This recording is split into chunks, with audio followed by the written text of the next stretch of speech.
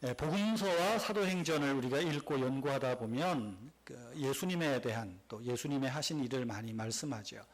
복음서와 사도행전을 보면서 예수님이 하신 많은 일 가운데 압축하고 압축해서 딱 두 가지로 요약할 수 있습니다. 하나는 예수님께서 십자가에 못 박혀 죽으시고 부활하심으로 구원을 완성하셨다는 것입니다.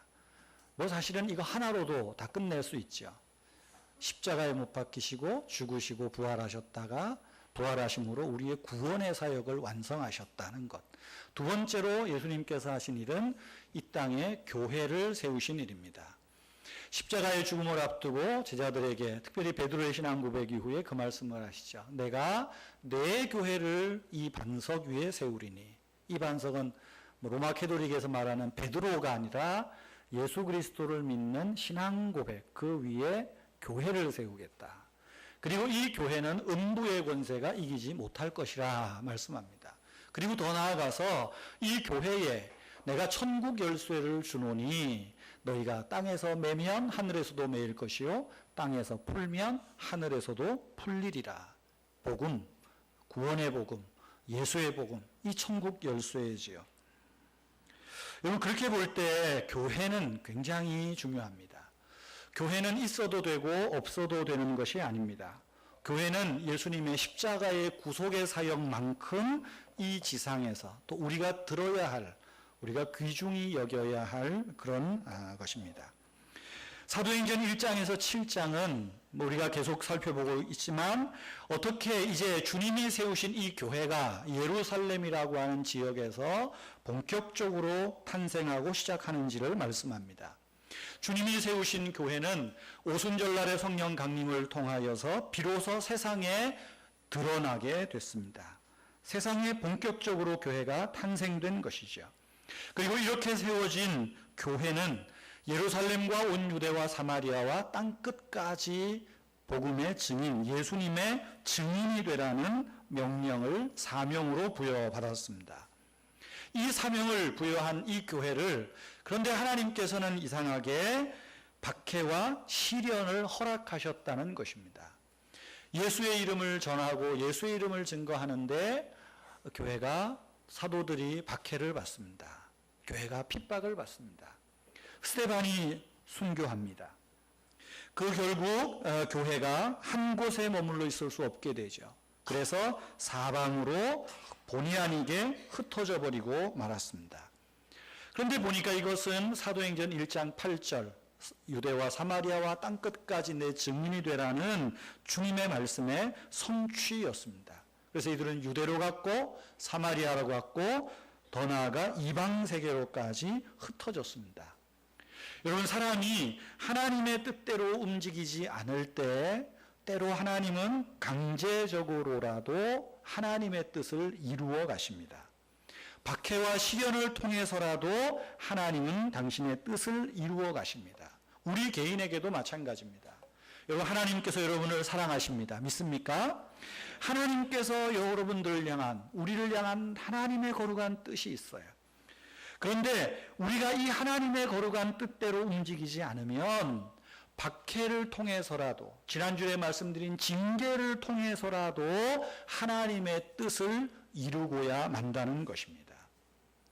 그것이 사도행전의 역사예요. 또 특별히 8장에서 12장까지의 내용입니다. 여러분, 더 나아가서 이제 이 교회는 예루살렘에서 사방으로 흩어진 교회는 이방 세계로까지 나아가죠. 그것이 28장 마지막 절까지의 내용입니다. 그리고 이 28장 이후에 이 교회의 복음, 예수의 복음은 2000여 년의 인류 역사를 거쳐가면서 서쪽으로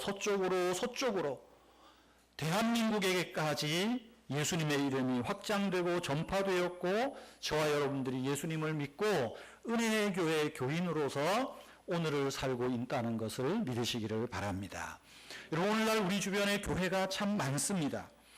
그런데 지금 우리나라의 교회가 세상으로부터 세상에 선한 영향력을 끼치지 못하고 있다는 사실이 매우 가슴 아픕니다. 외형적으로 교회는 커졌습니다. 외형적으로 선교 130여 년 역사 가운데 교인도 많아졌습니다.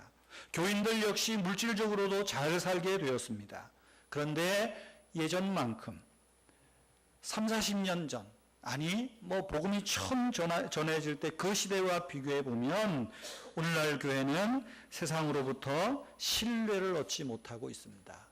교회가 신뢰를 얻지 못한다는 이야기는 또한 우리 교인이, 성도들이 신뢰를 얻지 못하고 있다는 현실입니다. 왜 이렇게 됐을까요?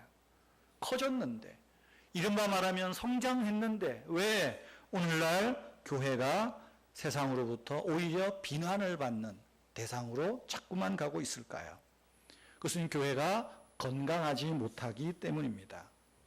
교회라는 몸을 생각하면 이 교회라는 몸이 살만 삐둥삐둥하게 쪘습니다. 근데 건강검진을 해보니까 안 걸린 병이 없습니다. 당뇨에, 고혈압에, 비만에, 고지혈증에, 내가 아는 병이 그거밖에 없네. 근데 암에, 온 병에 다 걸렸습니다. 병에 다 걸렸어요. 세상과 차별이 없습니다. 신자의 이름을 가진 자들과 불신자들과 별반 다를 바 없습니다. 예수 믿는 사람들의 인격과 생활과 가치관이 뭔가 좀 차이가 있어야 되는데, 좀 그래야 세상으로부터 교인이, 교회가 신뢰를 받을 텐데 그렇지 못하다는 것입니다. 여러분, 사람도 건강할 때 사람에게 호감을 줍니다. 건강하면 뭔가 끌림이 있어요. 그런데 건강하지 못하면 자꾸만 사람들이 피합니다. 여러분, 교회가 건강할 때 세상으로부터 칭찬을 받고, 교회가 건강할 때 교회가 증거하는 복음이 힘을 얻습니다. 교회가 건강할 때 예수님의 이름이, 십자가가 참 진리인 것을 나타낼 수 있다는 거예요. 그런 면에서 오늘 본문의 말씀은 바로 건강한 교회가 어떤 특징을 가지고 있는지 우리에게 말씀해 주고 있습니다. 사도행전의 교회는 병에 걸린 교회가 아니라 건강한 교회였다는 거예요. 힘 있는 교회였다는 것입니다. 칭찬받는 교회고 세상에 영향력을 끼치는 그런 교회였다는 것입니다. 또한 교인이 그랬다는 것이죠. 여러분, 그런 면에서 오늘 우리 건강한 교회의 특징에 대해서 오늘 말씀으로 살펴보려고 합니다. 31절 다시 한번 말씀 읽겠습니다. 31절 시작. 그리하여 온 유대와 사마리아 교회가 평안하여 든든히 서가고 주를 경외함과 성령의 위로로 진행하여 수가 더 많아지니라. 아멘. 오늘 말씀 보시면 먼저 그리하여라는 접속사로 시작을 합니다. 앞의 내용과 뒤의 내용을 이어가는 말씀이죠. 접속사죠. 그런데 이 성경 원어에 이 접속사가 여러 가지 있어요. 그리고, 그러나, 여러 가지 있겠죠. 근데 이 성경 원어 헬라어에 여기에 쓰인 접속사는 좀 특별한 접속사예요. 운이라는 접속사인데, 앞의 내용의 결과가 뒤의 내용이라는 것입니다. 뒤의 내용은 앞의 내용 때문에 뒤의 결과가 세워졌다는 그런 의미에서 그리하여, 이렇게 시작을 하는 거예요. 여러분, 이 9장 30절까지의 내용이 무엇입니까? 오순절의 성령 강림으로 교회가 세워지고 사도들이 예수님의 이름을 증거하고 교인들이 예수님의 이름을 증거하고 핍박이 왔지만 그 핍박 속에서도 복음을 전했어요. 스데반이 순교의 제물이 됐지요. 예루살렘 교회가 본의 아니게 사방으로 흩어졌지만, 이 흩어진 사람들이 흩어졌지만 또 거기에 나가서 사울이라는 자가 흩어진 예수 믿는 사람들을 잡으러 다메섹까지 원정 가지 않습니까? 그런데 사울이 다메섹으로 원정을 가다가 예수 믿는 사람을 잡은 게 아니라 오히려 예수님께 사로잡히는 자가 되었습니다. 그리고 예수님의 이름을 전하는 사도로 이제 변화가 되었죠. 그래서 그가 다메섹 교회에서, 예루살렘 교회에서 이제 그가 변화된, 회심된 예수의 이름을 증거하는 자로 그 면모를 보여주고 있습니다. 그런데 생각해 보세요. 예루살렘에서 있었던 이 예수의 이름을 핍박하는, 교회를 핍박하는 자들이 보기에는 어떻습니까? 저 열렬분자가 어느 날 헷가닥해서 예수가 진리라 그리고 예수가 하나님의 아들이라고, 예수가 구원자라고 하니까 얼마나 난처하겠습니까? 그래서 어떻게 하죠? 예루살렘의 유대인들이 사울을 죽이기를 공모하기 시작합니다. 이 사실을 안 예루살렘의 믿음의 형제들이 어떻게 합니까? 사울에게 이제 당신이 예수님 만나고 이 3년 동안 열심히 했는데 지금 이렇게 저 사람들에게 잡혀 죽을 이유는 없을 것 같다. 고향으로 좀 피신해 있다가 다시 때가 되면 주의 일을 하면 좋겠다. 그래서 다소로 사울을 피신시킵니다. 이것이 앞의 내용입니다. 지금 이 앞의 내용은 한마디로 말하면 뭐예요? 교회가 핍박받고 고난 가운데 있다는 것입니다.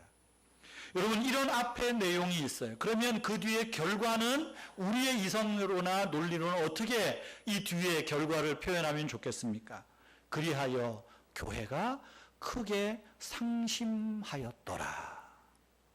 그리하여 교인들이 크게 낙담되었더라. 고난이 오면 낙담되잖아요. 이게 어떻게 보면 우리의 이성으로 맞을지 모르겠습니다. 그러나 31절은 전혀 다르게 시작을 합니다. 예상과 다르게 전개된다는 거예요. 오히려 이 핍박이 있고 순교가 있고 사울까지도 죽음에 내몰려서 고향 다소로 피했지만 그럼에도 불구하고 어떤 일이 일어납니까? 오히려 흩어진 성도들로 인해서 교회가 온 유대와 갈릴리와 사마리아에 교회가 세워졌고, 그렇게 세워진 교회는 날로 평안을 누리고 든든히 서가고 주를 경외하고 성령의 위로가 넘치고 수가 더 많아진다. 예수 믿는 숫자가 더 많아지고 교회가 힘을 얻게 되었다는 거예요. 이 부분을 우리가 좀 더 묵상해 보면 깊은 의미를 깨닫게 됩니다. 여러분, 교회가 평안하여 든든히 서가고 주를 경외함과 성령의 위로로 수가 성장하고 부흥하는 이런 역사는 평안한 저절로 되어지는 것이 아니라 고난과 시련 가운데서 환난과 박해 가운데 이 일이 일어나고 있다는 거예요. 사도행전적으로 보면 교회와 성도들에게 닥치는 환난과 시련은 하나님의 거룩한 뜻이 있어요. 그 거룩한 뜻이 무엇입니까? 환난과 시련을 통해서 예수의 이름이 증거되고 복음이 전파되는 선교의 목적을 이루기 위한 하나님의 숨어있는 의도가 있다는 것입니다. 말씀드린 대로 예루살렘 교회는 예루살렘을 떠나려고 하지 않았습니다. 흩어져 있는 유대인들이 오순절에 혹은 유월절에 수장절에 예루살렘으로 올라왔다가 사도들을 통해서 복음을 듣고 그들의 삶이 변화돼 이제는 예수께 맡긴 삶이 됩니다. 그러니까 다시 자기의 생업으로 안 가고 예루살렘으로 모여드는 거예요. 그렇게 해서 사도행전을 보면 어때요? 3,000명, 5,000명, 수를 셀 수 없을 만큼 많은 사람들이 예수님께로 돌아오게 됐어요. 이 사람들에게 있어서는 예루살렘을 떠난다? 상상할 수 없는 일입니다. 그런데 핍박이 오고 박해가 오니까 어때요? 할 수 없이 본의 아니게 떠나는 거예요. 그래서 유대로도 가고 갈릴리로도 가고 사마리아로도 가고 더 나아가서는 이방 세계로까지 흩어지는 거예요. 결과적으로 이들이 흩어지면서 보니까 주님께서 마지막으로 말씀하신 예루살렘과 온 유대와 사마리아와 땅끝까지 복음 전하라, 이 말씀의 성취로구나 이들이 깨닫게 되었다는 것이죠. 그 결과로 어떻게 합니까? 흩어진 저들이 교회를 세우는 거예요. 예수의 이름을 증거하고 교회가 탄생되는 거예요. 그렇게 탄생된 교회가 뭡니까? 온 유대의 여러 구석구석 말하는 거겠죠. 그 북부의 갈릴리, 중부의 사마리아, 교회가 탄생된 것입니다. 사람들의 생각은 짧습니다. 저도 그렇고 여러분도 그렇고 다 자기 중심적입니다. 그래서 우리는 내가 보기에 좋으면 하나님 축복 같고 좋지 못하면 하나님의 축복이 아니라고 해석합니다. 그렇지가 않습니다. 환난과 고난과 위기, 또한 징계, 이런 것들은 분명히 내 눈에 보기에는 축복은 아닙니다. 그러나 거시적으로 보면 이것은 하나님의 축복입니다. 나를 연단해서 더 하나님 앞에 순수하게 만들고 또한 나로 인해서 예수의 이름이 자랑되고 예수의 이름이 증거되도록 때로 하나님께서는 우리를 그런 방법으로도 축복하신다는 거예요. 교회도 마찬가지입니다.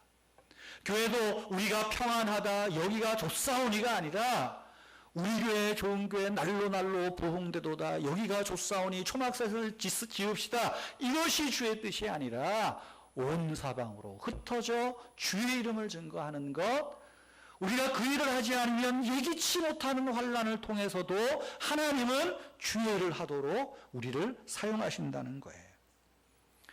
여러분, 오늘 예루살렘의 교회는 또 이 초대교회 성도들은 그런 면에서 하나님의 뜻을 발견해 간 거죠. 그래서 그리하여, 이 이후의 말씀이 무엇입니까? 그리하여 환난과 핍박 속에서도 교회는 더 건강하게, 건강한 교회로 자라갈 수 있었다는 것입니다. 여러분, 그러면 이 건강한 교회의 특징은 무엇이겠습니까? 첫째는, 건강한 교회는 평안합니다. 평안합니다. 온 유대와 갈릴리와 사마리아 교회가 어땠다고요? 어땠다고요? 평안하여. 평안하여. 이 말은 교회가, 성도들이 환난이나 어려움이 전혀 없었다는 의미가 아닙니다. 말씀드린 대로 지금 교회는 계속 환난 가운데 있어요. 환난 가운데 있는데 이 교회들 보세요. 지금 자기의 생업을 다 버리고 흩어져 와서 교회 세운 이 교회가 평안하대요. 풍요로워서 평안한 게 아니라 고난 중에 있지만 평안하다는 것입니다. 무슨 의미일까요? 교회가 평안하다는 것은 교회의 주인이 예수님인 것을 믿고 고백하는 교회였다는 거예요. 이 교회가 평안할 수 있었던 비결은 단 하나입니다. 이 교회의 주인은 누구라고요? 예수님이 이 교회의 주인이라는 것입니다. 여러분, 평안을 누가 주십니까? 누가 주세요? 예수님이 주십니다. 요한복음 14장 27절에 말하죠. 내가 너희에게 평안을 주노니 곧 나의 평안을 너희에게 주노라. 내가 너희에게 주는 것은 세상이 주는 것 같지 아니하니라. 그러므로 너희는 마음에 근심도 말고 두려워하지도 말라. 주님께서 말씀하세요. 내가 너희에게 나의 평안을 준다. 부활하신 예수님께서 제자들에게 나타나셔서 하셨던 첫 번째 말씀이 무엇입니까? 너희에게 평안이 있을지어다 말했어요. 사도행전의 역사를 보세요. 베드로가 성령 충만하여 예수님의 이름을 증거하고 안전뱅이를 성전 미문에서 고쳤을 때, 일으켜 세웠을 때 그에게는 핍박이 왔어요. 다시는 예수의 이름을 전하지도 말고 말하지도 말라. 그러나 베드로가 어떻게 말합니까? 우리가 하나님 앞에서 하나님의 말씀 듣고 예수의 이름을 증거하는 것 당연한 것 아니요. 어떻게 해서 이렇게 담대함이 있을까요? 하나님이 주시는, 예수 그리스도가 주시는 평안함이 있기 때문이죠. 스데반은 어떻습니까? 핍박 가운데, 이제 돌에 맞아 그 아픔 가운데 순교할 때에 마지막에 눈을 들어 하나님을 향하여 예수 그리스도가 하나님 우편에 서신 것을 보고 기도하지 않습니까? 용서의 기도를 합니다. 자기의 영혼을 팔아달라고 기도합니다. 그 얼굴이 어땠다고요? 천사의 얼굴과 같더라. 여러분, 고난 중에서 죽어가는 이 스데반의 모습이 천사의 얼굴과 같았다. 무슨 말입니까? 예수님이 그에게 평안을 주신다는 거예요. 그렇기 때문에 고난 중에도 평안하다는 것입니다. 여러분, 이제 뒤에 사울은 어떻습니까? 사울이 복음을 전하다가 감옥에 갇히죠. 감옥에 갇혀서 하는 일이 뭡니까? 저가 기도하고 찬송하더니 감옥에 있는 죄수들이 다 들었더라. 감옥에 갇혀서 그 차가운 바닥에서 찬송하고 기도하는 힘이 어디에서 옵니까? 내가 나의 평안을 너희에게 주노라. 건강한 교인, 건강한 교회는 우리의 삶의 주인이 예수님임을 고백하는 거예요. 그럴 때 주인 되신 예수님께서 우리에게 평안을 주신다는 것입니다. 평안을 주신다는 거예요. 오늘날 사람들은 이 평안과 편안이라는 것을 자꾸만 혼돈합니다. 편안이라는 것은 뭐예요? 여러분, 예전 의자보다 편하십니까? 다행입니다. 예전 의자 돌려도 그럼 어떡하나 했네. 이건 편안한 거예요. 이 의자에 앉아가지고, 이거 편안하다, 그거는 좀 이제 국어 공부를 다시 하셔야 되는 거죠. 편안한 겁니다. 그래서 사람들은 좋은 차를 타려고 그리고, 좋은 집에 살려고 그리고, 좋은 소파를 사려고 합니다. 그러나 그러죠? 침대가 우리에게 단잠을 주는 건 아닙니다. 그냥 편안한 거예요. 편안한 건 돈으로 살 수 있어요.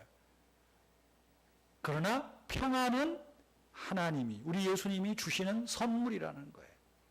때문에 고난 중에도, 근심 중에도 주님이 우리와 함께 하시면, 주님이 우리에게 평안을 주시면 아픔 속에서도 평안이 있는 거예요. 이 건강한 모습입니다.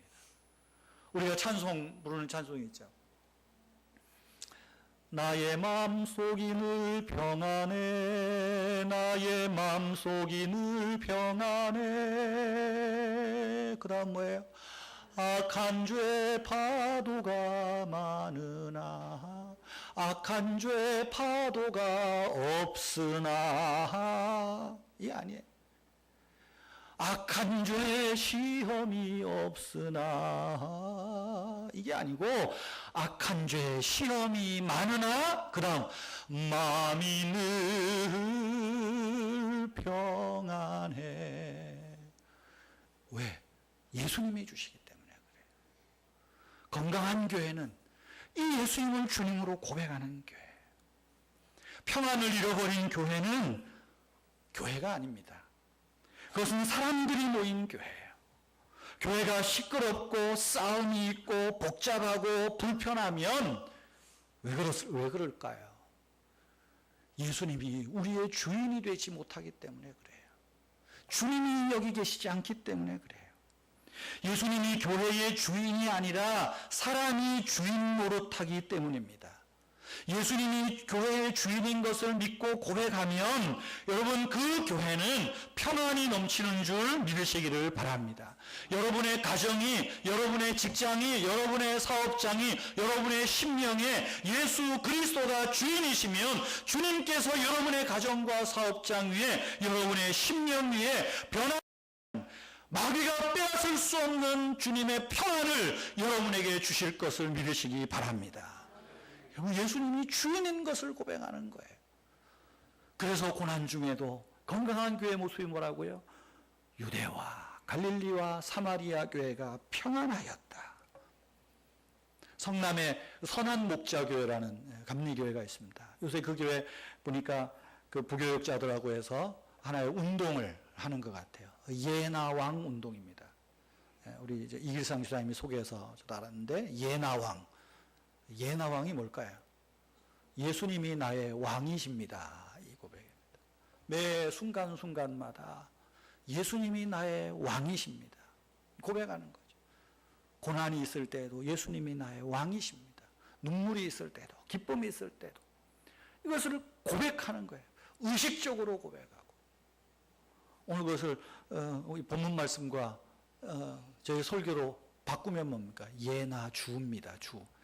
우리나라 또 한국 사람은 주 잘못하면 또 술주 생각하니까 이 말. 여러분 예수님께서 우리 교회의 주인이신 것을 믿으시기를 바랍니다. 예수님께서 여러분의 가정의 주인이시오, 여러분의 심령의 주인인 것을 고백하시기를 바랍니다. 그럴 때 주님이 평안을 주신다. 이 건강한 거예요. 두 번째 건강한 교회의 특징은 무엇입니까? 든든히 서갑니다. 든든히 서 있다는 거예요. 든든하다는 말은 역시 무슨 말일까요? 결코 교회가 완전하거나 완벽하다는 뜻이 아닙니다. 여기 든든하다는 말은 교회에 모이는 숫자가 많다는 그런 뜻도 아닙니다. 든든하다는 말은 교회 건물이 화려하고 웅장하고 튼튼하다는 뜻은 더더욱 아닙니다. 두세 사람이 예수님의 이름으로 모이기만 해도 그 교회는 든든히 서가는 교회인 것을 믿으시기 바랍니다. 예수님이 교회의 주인이요, 가정의 주인이요, 우리 모임의 주인인 것을 알면 그것은 지금 든든히 서가는 거예요. 그러나 아무리 사람이 많이 모여도 건물이 화려하고 찬양대가, 예배가 한편의 드라마처럼 멋지게 어우러진다 하더라도 예수님이 빠진 교회, 십자가가 빠진 교회, 성령님이 빠진 교회는 든든히 서가는 교회가 아니라 부실해져 가는 교회라는 거예요. 부실해져 가는 교회라는 것입니다. 특별히 여기 든든히 서가는 교회라는, 든든히 서간다는 의미를 어떻게 말씀할 수 있을까요? 평안하다는 것은 교회의 주인이, 우리 삶의 주인이 예수님인 것을 고백함으로 얻는다면 든든히 서가는 교회란 든든히 서간다는 말은 예수님을 믿는 믿음의 터 위에서 성도의 아름다운 교제와 연합이 있는 교회가 건강한 교회라는 것입니다. 나 혼자 신앙이 성장하고 나 혼자 신앙이 유아독존적으로 이런 신앙이 아니에요. 함께 어우러져 가는 교회. 이것이 교회다운 교회라는 것입니다. 에베소서 2장 21절 22절에 보면 교회에 대해서 아주 중요한 말씀을 하고 있죠. 그 안에서 건물마다 서로 연결하여 주 안에서 성전이 되어가고 너희도 성령 안에서 하나님의 거하실 초소가 되기 위하여 예수 안에서 함께 지어져 가느니라. 이 말씀 보면 함께 지어져 간다. 사도행전 9장 31절에 든든히 서간다. 같은 맥락의 말씀입니다. 하나님의 초소가 되기까지, 또 다르게 말하면 그리스도의 형상이 되기까지 나 혼자 열심이 아니라 함께 서로 세워주고 붙들어주고 위로를 받고 위로를 주고 사랑을 받고 사랑을 해가면서 계속해서 성장해가는 거예요. 특별히 여기 든든히 서간다는 말은 든든히 서 있는 정적인 상태가 아닙니다. 계속되는 진행의 상태입니다. 저와 여러분들이 이곳에 함께 모여서 예배드릴 때, 이곳에 함께 모여서 찬양하고 기도할 때, 함께 예배드리며 하나님 말씀이 우리의 귀에 들려질 때 이 말씀이 내 성품을 때려 부수는 공사가 진행돼야 되는 거예요. 하나님의 말씀이 나를 깎고 나의 부족한 부분을 다듬는 이 공사예요. 그러므로 든든히 서간다는 것입니다. 교회 모이는 성도들이 서로 주 안에서 위로하고 격려하고 세워줘 가면서 성령 안에서 하나님의 거하실 초소가 되기 위하여 예수 안에서 함께 지어져 가는 거예요. 그래서 성도의 교제가 필요하고 성도의 모임이 필요한 것입니다. 제 아내가 잘 체합니다. 잘 체해요. 잘 먹는데 잘 먹으면 꼭 체해요. 그렇죠? 고기도 잘 먹습니다. 그래서 제 장인이 제 아내를 보고 고순이라 그럽니다. 고기를 잘 먹는다고. 근데 잘 체해요. 갔더니, 그래서 요아오게 갔더니 탁 맥을 짚더니, 이 몸에 안 좋은 것만 다 먹어서 그렇다는 거예요. 뭐요? 소고기 안 좋고, 돼지고기, 안 좋은 것만, 이거 다 잘 먹거든. 체질적으로 안 맞는 것만 먹으니까 그렇다고. 그러면서 옛날에 무슨 체질로 알았는데, 당신은 소음인이 아니라 소양인이다. 그랬더니, 여지껏이 내가 소음인으로 알았는데 이 사람이 돌팔이 아니냐. 그래갖고 또 인터넷을 찾아서 방배동에 있는 어떤 체질 무슨 책 쓴 그 한의사한테 가서 혼자 나 몰래 내가 뭐라 그럴까봐 또 싹 가서 했더니 거기서는 또 소음인은 아니라고. 근데 소양인인지 태양인인지 모르겠다고. 그러기 위해서는 보름 동안 이 약을 먹고 보름 동안 먹으라는 것만 먹고 한번 보름 후에라고. 그래서 제 아내가 약간 좀 셉니다. 세요. 딱 먹으라는 것만 100% 먹어요. 또 그랬더니 진짜 이 푸른 채소만 먹고 쫙. 그저께 갔더니 태양인이라고. 그러면서 그러더래요. 먹으라는 대로 100% 그랬다고. 그랬더니 이렇게 하는 사람 없다고. 그러면서 태양인이라고. 근데 그 의사가 처음 갔을 때 그런 얘기를 하더래요. 제 아내한테. 종교가 있습니까? 그랬더니 예. 기독교인입니다. 그래요? 그러더니 이렇게 하더니 쪽지를 하나 탁 주더랍니다.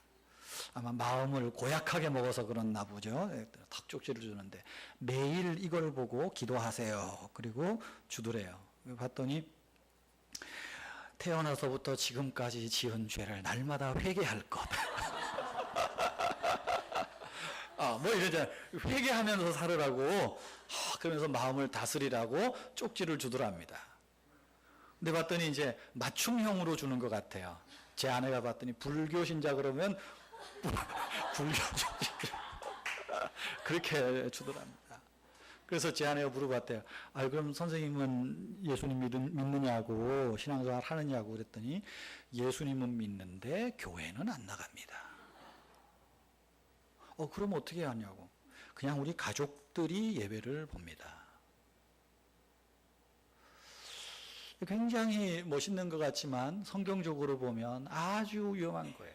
그분 눈에 보기에는 배울 만큼 배웠고 있을 만큼 있는데 교회 가보니 이거 다 시덥잖은 사람들이 있고 맨날 잘났다는 사람만 있으니 그저 자기 부모님하고 그냥 아이들하고 가정에서 예배한다고 그래요. 그러나 교회는 그렇게 이루어지는 게 아닙니다. 잘난 사람, 못난 사람, 여기도 작아 저기도 작아 같아도 성령 안에서 함께 지어져 가느니라. 배운 사람도 있을 수 있고 못 배운 사람도 있고요. 가난한 사람도 있고 부자도 있어요. 그런데 이런 교회가 든든히 서가는 건강한 교회는 어떤 교회입니까? 건강한 교회는 그런 사람들이 서로 그래서 서로 고쳐가는 거예요. 서로 공사해 가는 거예요. 하나님의 말씀이 부딪힐 때 그리 공사해 가는 거예요. 사랑하는 성도 여러분, 예수 그리스도를 믿는 믿음의 터 위에 여러분 자신을 건축하시기를 바랍니다. 여러분이 세울 믿음의 터는 예수 그리스도의 십자가입니다. 돈이 우리의 터가 아니고 명예가 우리의 터가 아닙니다. 오늘날 돈이 터인 줄 알았는데 이 터가 흔들리니까 사람들은 자꾸만 극단적인 방법을 선택하는 거예요. 그러나 예수의 복음, 십자가의 복음을 우리의 터로 삼으면 그 터 위에 내 삶을 설계해 가면 여러분 좀 어려움이 와도 그 작은 흔들림은 오히려 우리의 뿌리를 더 깊이 내려가게 된다는 거예요. 여러분 구원의 이름이 우리가 서 있어야 할 이름입니다. 터입니다. 뿐만 아니라 우리 교회 역시 마찬가지예요. 저와 여러분들이 서로 의지하고 서로 격려하고 위로하고 응원해 가면서 그래서 우리가 함께 주의 거하실 성전에 처소로 든든하게 세워져가는 이런 은혜와 축복이 있기를 바랍니다. 세 번째로 건강한 교회의 특징은 목적을 향해서 전진합니다. 목적을 향해서 전진한다는 거예요. 31절에 진행하여라는 말이 있죠. 이 말은 그냥 헬라어 그대로 그냥 직역하면 산다는 말이에요. 산다. 혹은 걸어간다. 그런 의미가 있습니다. 이걸 공동체적으로 풀다 보니까 그냥 진행한다. 이 말도 아주 멋지게 번역한 거라고 생각합니다. 여러분 사람이 살아갈 이유와 목적이 있을 때 행복합니다. 근데 살아갈 이유와 목적을 놓치면 사람이 허무해지고 불행을 느끼기 시작합니다. 여러분은 살아갈 이유와 목적이 있습니까? 여러분 신자들의 제1 되는 삶의 목적이 무엇입니까? 하나님을 영화롭게 하고 그 이름을 영원히 즐거워하는 거예요. 연세가 드신 우리 권사님들, 아이고 내가 이제 삶은 얼마나 살겠노, 내한테 무슨 목적이 있나, 그거 생각하지 마세요. 여러분이 연세가 있으시든 젊든 병들었든 병이 안 들었든 여러분의 목적은 하나님을 영화롭게 하는 거예요. 내가 병이 들었다면 이 병든 속에서도 하나님을 영화롭게 하는 목적이 있는 거예요. 내가 건강하면 건강한 속에서 하나님의 이름을 영화롭게 하는 목적이 있다는 거예요. 여러분 하나님의 영광을 위해 살아가는 성도들이 모인 곳이 교회 아닙니까? 그렇다면 이 교회의 존재 이유가 뭡니까? 하나님의 영광을 위한 거죠. 하나님의 영광을 위하는 특별한 교회의 목적이 뭐예요? 예수님의 증인되는 거죠. 복음 전파하는 것입니다. 땅 끝까지 모든 족속으로 제자를 삼아 성부와 성자와 성령의 이름으로 세례를 주고 주의 말씀을 가르쳐 지키게 하는 이것이 교회의 존재 목적이라는 것입니다. 교회가 이 목적을 향해서 가는 거예요. 여러분 우리 교회 비전이 무엇입니까? 사명이 무엇입니까? 우리는 더 많은 사람들에게 복음을 전하는 거예요. 복음을 전하는 교회가 아니면 병든 교회입니다. 여러분 기회가 있을 때 예수님의 이름을 자랑하십시오. 여러분 기회가 있을 때 복음을 전하십시오. 기회를 만들어서 예수님의 이름을 자랑하십시오. 이것이 목적이 있는 교회예요. 건강한 교회예요. 그런데 여러분 주님이 주신 이 목표를 향해서 걸어갈 때, 진행할 때 특별히 두 가지 방법이 있어요. 오늘 본문에 어떻게 말하고 있습니까? 주를 경외함과 성령의 위로로 진행하여. 첫째는 주를 경외한다고 말해요. 주를 경외한다는 말은 무슨 말입니까? 주님을 두려워한다는 말입니다. 신앙이란 하나님께 대한 경외예요. 경외는 하나님에 대한 두려움입니다. 여기에 모여서 찬양하고 기도하고 예배하는 것이 경외의 전부가 아닙니다. 우리가 아무리 하나님을 찬양하고 예배를 드려도 하나님을 두려워함이 없으면 우리의 신앙 행위는 무당의 푸닥거리밖에는 안 됩니다. 하나님을 두려워함이 없는 예배, 하나님을 두려워함이 없는 우리의 신앙, 헌신은 그저 나를 위한 푸닥거리예요. 여러분, 왜 우리가 하나님을 두려워해야 됩니까? 우리가 예배하는 가운데서도 그 사랑의 하나님을 고백하지만 그 사랑의 하나님 앞에 두렵고 떨리는 마음으로 서는 이유가 무엇이에요? 우리는 하나님의 거룩한 빛 앞에 설 때마다 죄인됨을 고백하지 않을 수 없어요. 죄인됨을 발견하지 않을 수 없어요. 그러나 하나님께서는 그 우리의 모든 죄를 당신의 독생자이신 예수님께 다 담당시키지 않으셨습니까? 여러분, 그 자체만 생각해도 하나님 앞에서 내가 몸둘 바를 모를 정도 아닐까요? 아무나 하나님을 두려워하지 않습니다. 하나님의 부르심을 받은 자, 하나님의 은혜를 아는 사람은 하나님의 은혜를 묵상할수록 두려워하지 않을 수 없는 거예요. 이것이 경외입니다. 어떻게 하나님을 예배합니까? 두려움이 있어야 돼요. 오늘날 많은 교회들이 이런저런 뉴스에 오르내립니다. 뭐 조그만 교회 목사가 큰 교회 보고 뭐라 그러면 안 되지만, 왜냐하면 큰 교회에서 문제 한번 터지면 조그만 교회는 힘을 잃어버려요. 왜냐하면 교회 다 그런 줄 아니까. 오늘날 대형 교회 보세요. 우리나라에 뭐 열 손가락 안에 드는 교회 열 손가락 다 훑어보세요. 난리가 아닙니다. 지금 목사가 난리가 아니고 장로가 난리가 아니고 교회가 난리가 아니에요. 왜 그래요? 하나님을 두려워함이 없어요. 설교에도 하나님을 두려워함이 없어요. 목회를 하는데도 하나님을 두려워함이 없어요.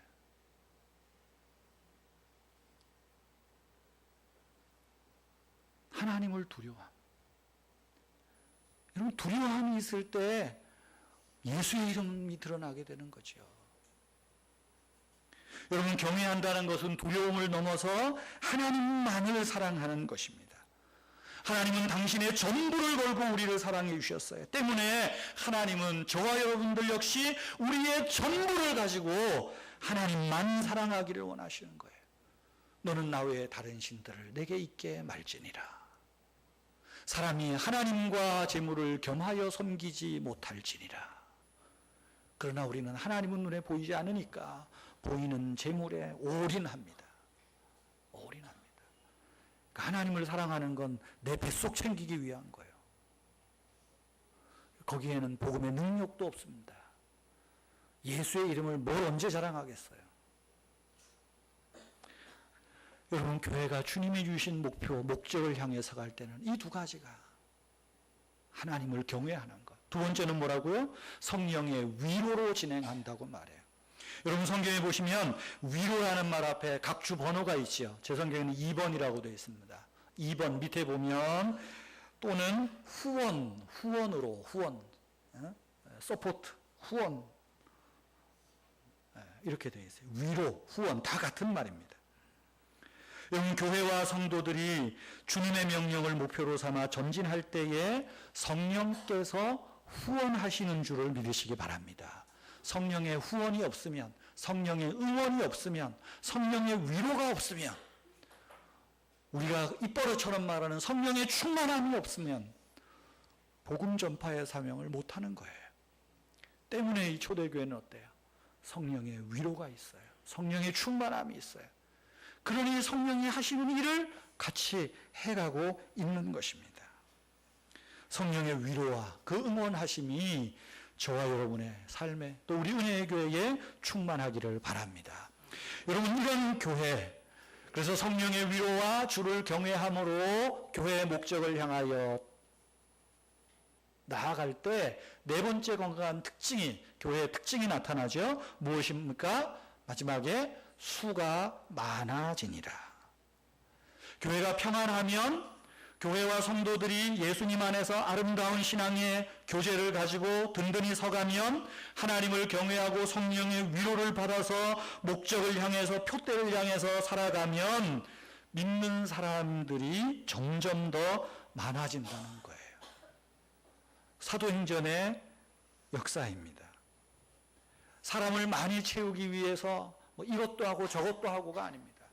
건강성만 유지하면 수고는 더 많아지니라. 총동원주의를 한다고 그래서 경품 걸고 10명 전도하면 자전거 하나, 20명 전도하면 금반지 5돈, 100명 전도하면 금 10돈, 20돈. 요새 이렇게 경품 걸고 전도하는 교회 많다고 합니다. 그래서 초청받아서 오면 기념품 주고, 기념품도 시시한 거 안 주더만요. 좋은 거. 그래서 우리 교회 교인도 친구가 총동원주의를 한다고 해서 몇 번 따라가서 받아오신 분 여기 앉아 계시죠? 계실 겁니다. 그렇게 해서 수간을 하시는 교회가 아니에요. 그건 건강한 교회가 아니에요. 그래도 우리 교회는 그나마 100점 만점에 100점은 아니래도 조금 건강한 축에 낀다고 믿으시기를 바랍니다. 경품 안 걸어도 여러분들이 전도도 하시고, 경품 안 거는데 때에 따라 하나님께서 사람도 붙여주시고 보내주시고, 해마다 처음 보는 얼굴들이 있고 세례받는 사람이 있고, 이 뭐예요? 여러분들이 전도를 하도 안 하니까 하나님이 그렇게 하시겠지만 그런 거예요. 얼마 전에 어떤 사람이 인터넷에 개척 7년 만에 12,000명 교회에 모였다.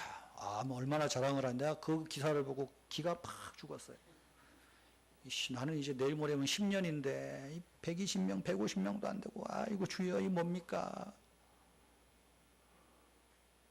근데 그렇게 자랑하는 교회 목사가 자칭 하나님께 직통 계시를 받는다 그리고 자기가 하나님이라고까지도 이야기하고, 그래서 이 이단이 아니냐?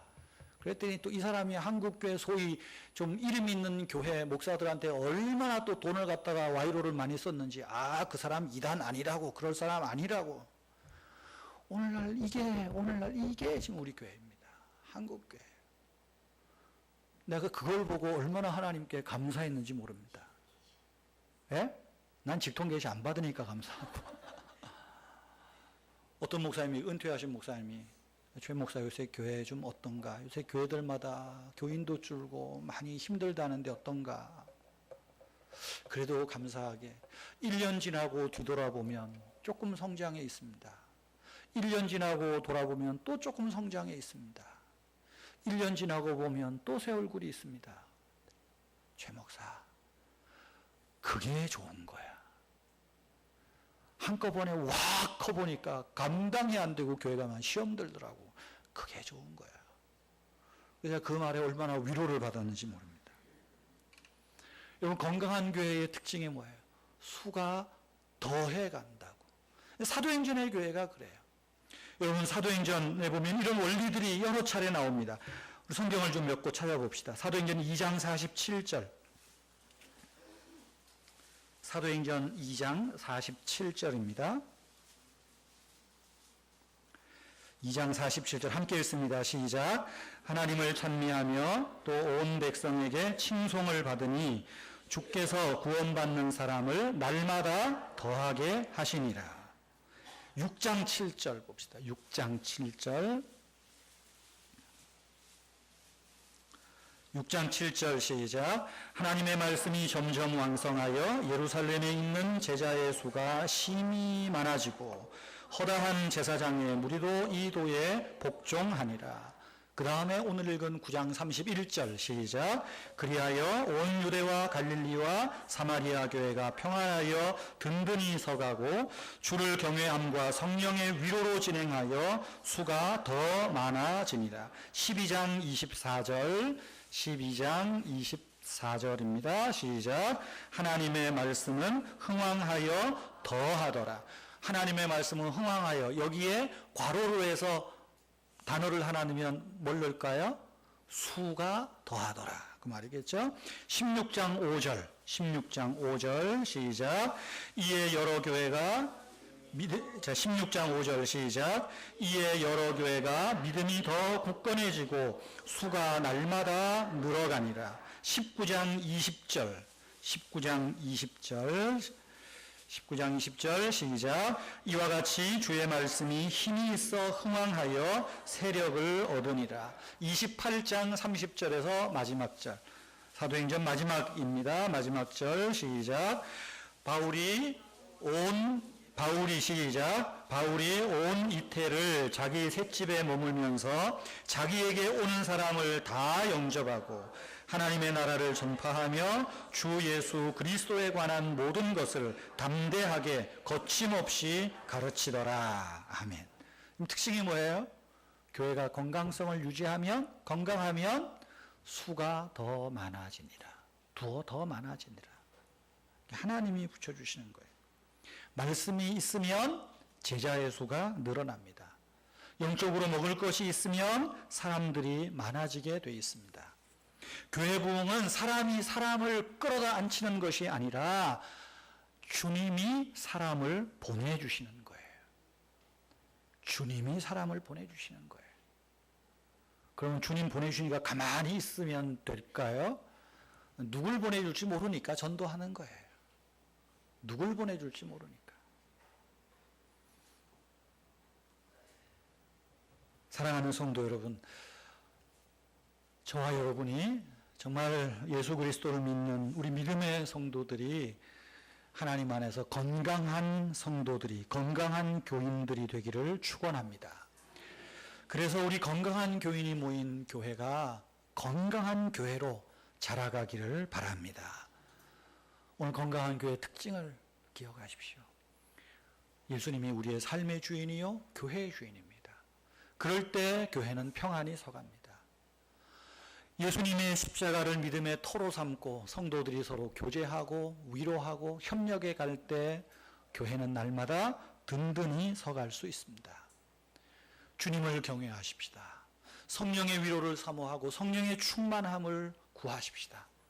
그럴 때 계속해서 주의 목표를 향하여, 목적을 향하여 진행해 갈 줄로 믿습니다. 그럴 때 하나님께서 우리에게 구원 얻기로 작정된, 구원 얻기에 필요한 그 영혼들을 우리에게 붙여주시고 만나게 하시고, 그래서 수가 더하는 하나님의 은혜와 축복이 있는 교회가 될 줄로 믿습니다.